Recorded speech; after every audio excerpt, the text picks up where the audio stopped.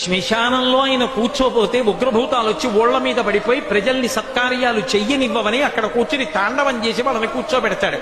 పార్వతీదేవి అడిగింది మహాభారతం అనుశాసనిక పర్వంలో, శుభ్రమైన కైలాసం ఉండగా, ఇంత ఐశ్వర్యం ఉండగా, చింతామణి గృహం ఉండగా శ్మశానంలో ఎందుకుంటున్నారని అడిగింది. అడిగితే ఆయన చెప్పాడు, పార్వతి బతికున్న నాళ్ళు అన్ని చోట్లకి వెడతారు, ఏమీ తోచట్లేదు, శ్మశానానికి వెళ్ళొద్దామని ఎవరు రారు పార్వతి.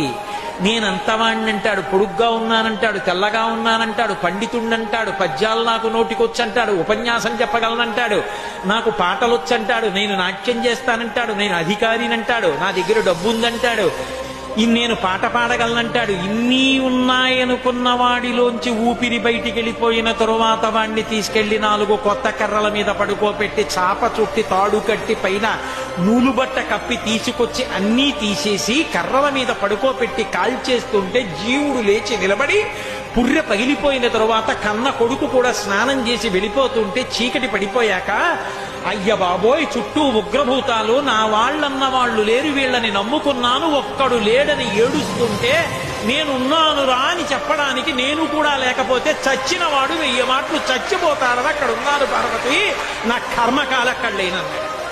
శ్మశానంలో ఆయన కూర్చోపోతే ఉగ్రభూతాలు వచ్చి ఓళ్ల మీద పడిపోయి ప్రజల్ని సత్కార్యాలు చెయ్యనివ్వవని అక్కడ కూర్చుని తాండవం చేసి వాళ్ళని కూర్చో